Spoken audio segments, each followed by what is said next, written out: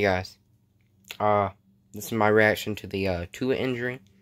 He fractured his hip. Many of you know, I'm sure everyone who clicked on this video already knows. If you don't know, what rock have you been hiding under? Why is this the first thing you're hearing about it? But if you don't know, he fractured his hip today versus Mississippi State.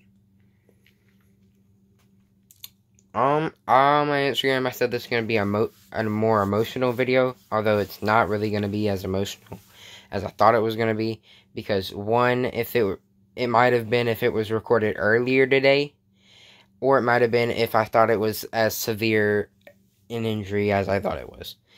But Tua Tagovailoa went down with a hip injury today versus Mississippi State. Will not play the rest of the season, confirmed. This will hinder him for the rest of his career. That might cut years off of his career. Not to mention the what it'll impact on how good he plays.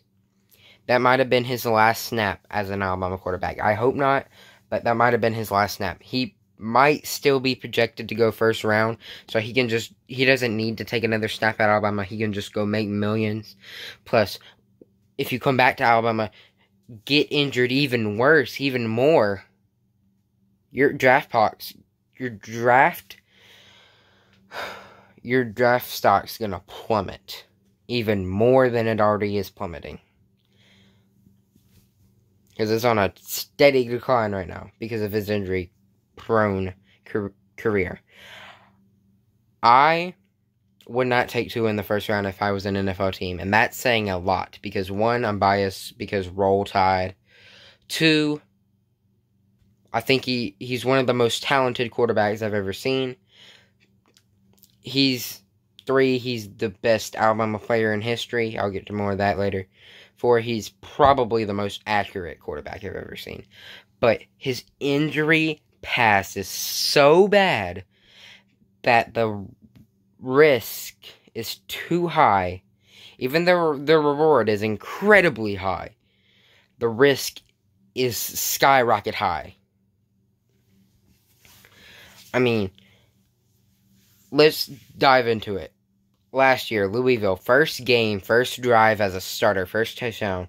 He spins around, hits the ground hard on his head. It's not a major injury. He just gets up and walks off. But I think it's ironic that on his first ever drive, he gets injured. And that just comes to show more down the career. Yeah, nothing major, though. He comes out for the next drive, so. And then Missouri, bam, his first major injury, knee injury, busted knee. He doesn't play for the rest of that game. He gets injured. That injury re-irritates, I believe, in the Mississippi State game, and he doesn't play in that game either. And it hinders his play for the rest of the season, really. It really does hinder his play for the rest of the season. And then he gets to Georgia, where he's not having the hottest of games. Knee injury is still hindering him. He sprains his ankle. His plant leg ankle. And is lucky he can play. And he is given a month's time, which is a long time in sports time, to deal with an injury. And he's lucky he got to play in 1 month. And then this year, it was looking good. He wasn't injured for half the season. He was on a roll. Then bam, his ankle got his other ankle got sprained versus Tennessee. And he was to me and to a lot of other people, he was a Heisman frontrunner going into that game. It was split between him and Burrow. And boom, he sprains his ankle. He has to sit out the rest of that game and sit out the Arkansas game. And his play is hindered versus LSU. He still threw for 400 yards and 4 touchdowns, though. But he probably could have done more if he wasn't injured. And now versus Mississippi State, the biggest injury yet for the rest of the year, a career-threatening injury. he fractures his hip. I mean, this guy's just, Tua's made of glass. I mean, love the guy to death. He's a great person, great football player, but he's made of glass. And let's just get into his legacy, because it might very well be the last snap he takes at Alabama. He's the greatest football player in Alabama history, and that's saying something, because the legacy at Alabama is great. Alabama is the greatest college football program. This is not a video for bragging. This is not that type of video, but I'm going to just say it. Alabama is the greatest football program there is. We have 17 national championships, and if you want to say those are claimed, sure, we still got 13 or 12. That still leads with the most. So, but this is not the video for that talk right now. But we're probably the most prestigious, best college football program. And to be the best player in the history of the best college football program is something special. I mean, he has the record for the most, I don't know, I know he's up there for the most yards in a career.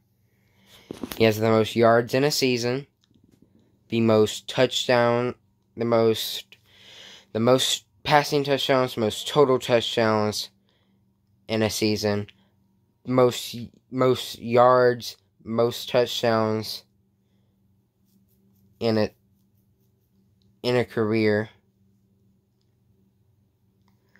most touchdowns and, well, total touchdowns and passing touchdowns in a game. No, he has to be up there in yards too. I believe he's third. I mean, he's the greatest player in the Nick Saban era and ever at Alabama. You see these posters behind me? Ignore the JFK one. That's a story for another day. But you see these posters with Alabama legends right here? This one's a collage. It's got a couple Alabama legends. I have other ones around the room that I can't show you. I have a pennant right there also. I have a couple stickers. I have another Hurts poster from way back in 2016. I will get into the story of Hurts another day. That's going to be an interesting story. But that's not that's not this video. So, and I have another Alabama poster. I have an A.J. McCarron signed one. I have an A.J. McCarron signed jersey on the wall. Tua's going to get his own poster when it's all said and done. Whether this was his last snap or he comes back next year, Tua's going to get his own poster, and it's going to go somewhere. I just don't know where. It's, if he quits right now, it's probably going to be the Natty versus Georgia. But if he comes back for another season, it might be whatever he does next year. But it definitely, this hurt as much, but maybe more than the loss last week.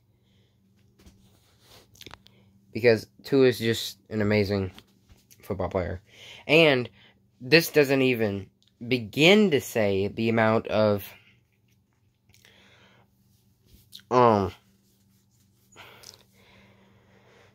success he's had, and he finished second for the Heisman last year, and he might have had a Heisman this year if not hindered for injury, and that injury did hinder him in the LSU game.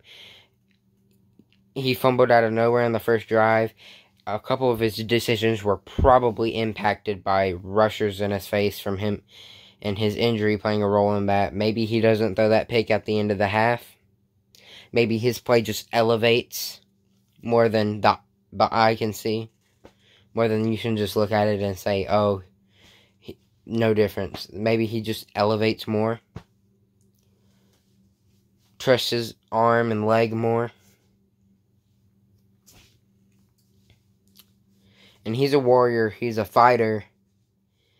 He's an amazing player. And this might very well be farewell Tua. I'm going to share my story of Tua the other day for another day. When he announces he's going to leave the program. But that's an interesting story also. Him and Hurts have interesting stories. But, very sad to hear this injury. This doesn't even, a lot of people don't even think about this, but this also hinders our playoff chances. Like, we're probably going to move behind Oregon now. And if Oregon wins the Pac-12, they're in. They're in. As long as LSU beats Georgia, Oregon's probably going to be ahead of us now. They're going to win the Pac-12. If they win the Pac-12 with only one loss, Oregon's in.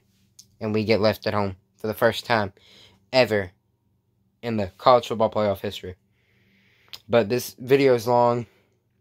And if you want to hear my thoughts on this, you should definitely follow me on Instagram and Twitter. I'm not trying to plug that on a video like this, but I do express a lot of my opinions on there, and maybe stuff I can't fit into videos, and up-to-the-minute updates. Like, I was on my Instagram story while this was happening. I tweeted a couple things, couple replies. I don't tweet as much because I don't get a lot of engagement on Twitter.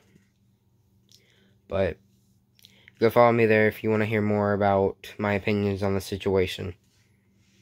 But this was the same injury that ended Bo Jackson's career, which is very scary to me. But I've been rambling on for too long.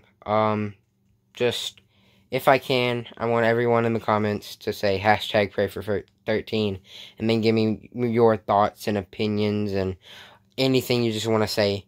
But it'd be really cool to me if every comment can start with hashtag pray for 13.